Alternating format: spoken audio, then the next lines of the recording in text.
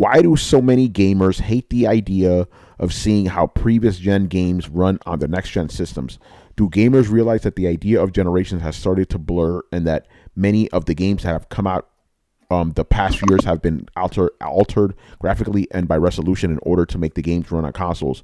While new games are awesome to see, wouldn't you like to see some of the best games of the past 5 years now run to perfection? For me personally, I have been very busy the past few years, and to have the chance of playing Doom, Cyberpunk, and other games at top performance on next gen system has me pretty pumped.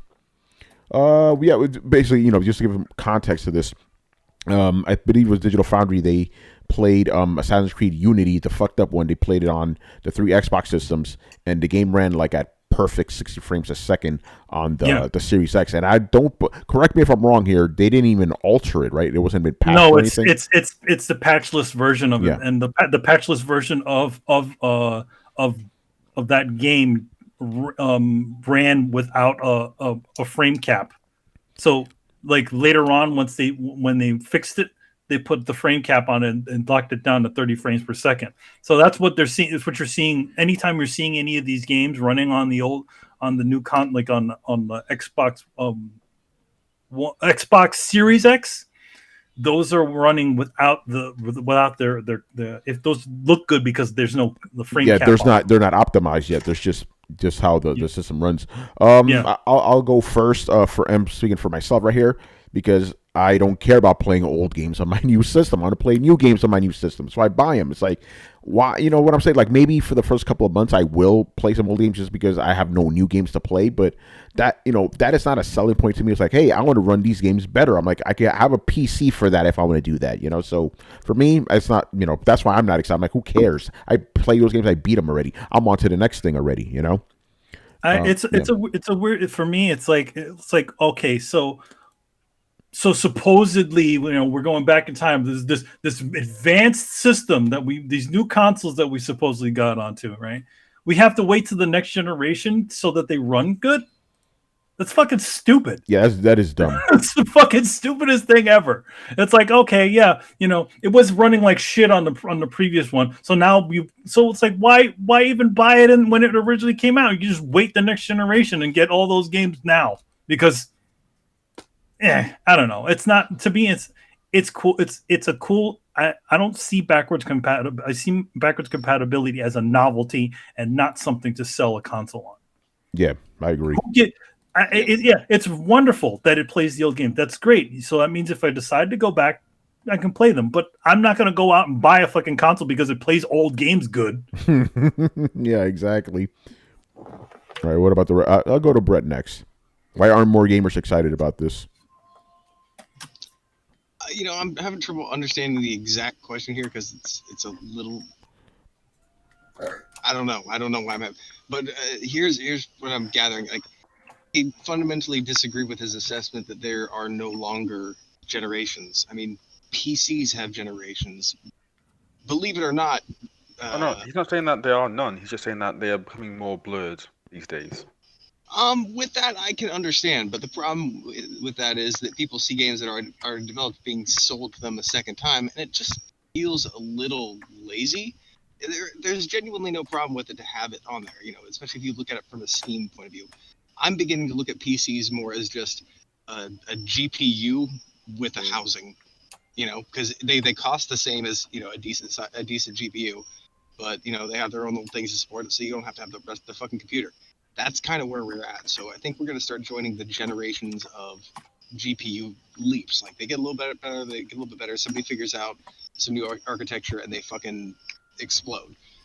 Not literally, but I think there's always going to be generations. And then if there are generations, there's always people hungry to see what we can do now that we weren't capable of before. And that is literally the opposite of a cross-generation title. People are excited to see new stuff, to see something advanced, something better, something cooler than they've seen. And yeah, I'll be honest, us old heads we're a little spoiled because it used to be there was a huge leap every time. Like, what can we do now with graphics? This! And we were all fucking blown away. And it hasn't happened, but I'd still like to see something that, last gen couldn't run. Marvel, if the Marvel game can't really run that very well, so I can see that that's a cross-generational title. But I really want to see them at least try and utilize all of the power of the console for a release title. Because if you're just remaking games that were running on the previous generation, really gonna look that good. The best analog I can give is like when Crysis came out. Like that was a whole new thing. It was a hard melting game. It was probably what you would consider the beginning of a new generation in PC architecture. Because at first it was too expensive and off limits, and then finally tech caught up with it to make it affordable, and all of a sudden you started seeing people doing more with games. So yeah, I fundamentally believe in generations and a distinctive line between them, because you want to see new stuff. Yeah. Chris, what do you say about why people aren't excited to play old games at their maximum on new hardware? Well, because old games should have ran well on their generation when they launched in the first place. Like what Randy said, like that they should have been running like butter. You shouldn't have to wait for brand new hardware to come out to experience it. The only thing I plan to do is, because I want the PS5 to just I want to retire my PS4 before it takes off to Mars, and I want to test Mark Cerny's assertion. He made a point to say, Spider-Man can't move through the city and the load times are bad because of the slow speed of the PS4. So I am only curious to see what the load times will be on PS5. I'm not interested in experiencing most old games. I'm good. I want to see the new shit. I only want to test Cerny's assertion. That's why when I said, I want to see how that runs, but that was because I'm challenging his assertions that it's because of the load speed. I'm pretty sure you have to patch the game to get him to swing through the city at Mach 5. But I'll see when it comes out. But other than that, yeah, I already experienced the games. They ran, some of them ran good, some of them ran like crap, but they should have given us the best experience possible during the generation when those games launched. Yeah, I agree. I mean, come on. Our last generation touted 1080 60. Motherfuckers could barely hit that shit. Right. And Assassin's Creed, that last Assassin's Creed is one of the best examples of that shit. That thing ran at like, even on the S, it ran like shit. Right. And we had a generation with a half step up hardware upgrades on both systems, and it still didn't, help. Yeah, my thing is like, bro, I'm not trying to. Dated when it came out was the problem. Yeah, I'm not trying to replay Assassin's Creed Unity just because it runs at 60 frames. I got a PC for that. Get out of here with that shit. It looks less as nightmarish as it did. Yeah. All right. So I guess the consensus here is like, we don't really care about that. Ooh gets excited, but we're not. It's like, well, whatever, No, I mean, it's a nice novelty. It's like, hey, great. I can take my old PlayStation 4 and put it in a closet, and the new 5 plays that. That's great. That's fine. But at the same time, it's like, it's not a selling point. I'm not gonna go I said it before. It's like, why should I go out and on the idea that, hey, look, it plays all your old games good? Now, there's one exception to that we should recognize, and that's, I am excited to play a bunch of old Xbox games because I didn't buy in last gen. Mm-hmm. So, well, that's different. That's your first time experiencing them. Well, that's what I'm saying. It's only good for people jumping ship to a new,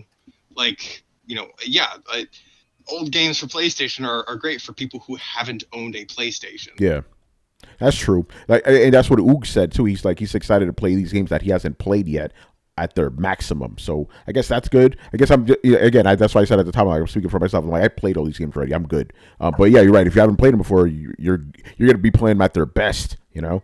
Although it is kind of interesting that it takes a whole new console for you to play those games at their best. I wonder if they're going to fix. Wasn't Bloodborne one of the games that's included in that whole little thing? I wonder if that game is going to get because I think that game ran uncapped, as I remember. So does that mean that game's going to run at 60 frames per second? Hopefully, I don't know. Yeah, we'll have to see. Side note on that: some guy actually deconstructed that game and actually made a patch to make it run at 60 frames per second. How do you put that patch into PlayStation? Well, he's a programmer and he Okay. figured it out. He That's He essentially must have his own special like he modded used system or he something. used like a portion of like he kind of because From Software is essentially still using the same code to for their following games, just with some improvements on them. So he applied some of the stuff that was from the games that follow. What was it? Dark Souls 3 and Sekiro, and he managed to do it, make it run at 60. But he had to down the resolution to 720 though in order to get it to work. That's how it usually goes, man. Mm-hmm. Hey, real quick opinion that I kind of want to hear other people's thoughts on. As I'm talking, I'm kind of realizing that the cross-generational games are great for, again, people who haven't played, aka casuals or new market people, whereas exclusive next-gen titles generally tend to pander more towards your hardcore long-term crowd. So the fact that they're making most games cross-generation, should we take that as they're marketing more towards the casual user base instead of their hardcore fan base? Brad, did you not watch the Sony thing where they had Fortnite on there and Call of Duty on there? I mean, it's kind of obvious. I did. The degree in which, like, wait a minute, all these cross-generational games, again, they're only good for new players. Like, they're going out of their way to reach for new players and not really caring about their existing player base. Mm-hmm. I said, Fortnite. The second I seen that, I was like, oh, I see what you're doing here, Sony. Cool, I got it. What about the rest of you guys? No answer? All right. We'll move on. Yeah, what's up? I think people are excited about the whole playing last gen games. I mean, even for me, like there are games that I didn't get to play last gen that I'm like, oh, it might run pretty like even better than it did before on the new system. I should play it there. Yeah, so I don't think it's as I mean it's definitely, like Brian said, it's an emphasis on old games.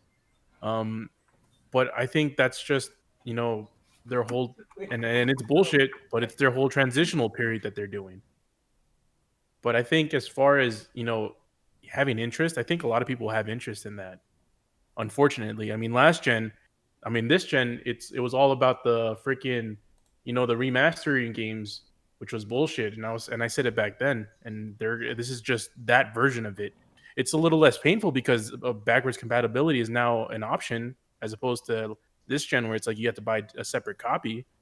But yeah, that's pretty much it.